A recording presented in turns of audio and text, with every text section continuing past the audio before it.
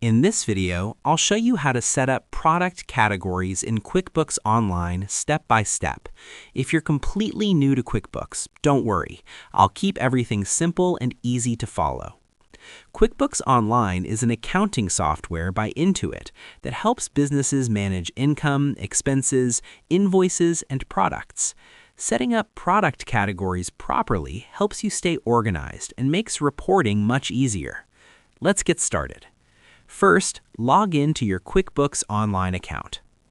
Once you're on the dashboard, look at the left-hand menu and click on Sales. Now click on Products and Services.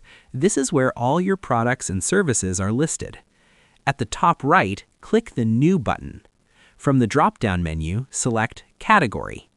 Now you'll see a small window asking for the category name. Enter the name of your category. For example, if you sell clothing, you might create categories like menswear, women's wear, or accessories. If you want to create a subcategory, you can check the box that says "Is a subcategory" and then select the main category it belongs to. This helps you organize products in a structured way. After entering the details, click Save. That's it. Your new product category is now created.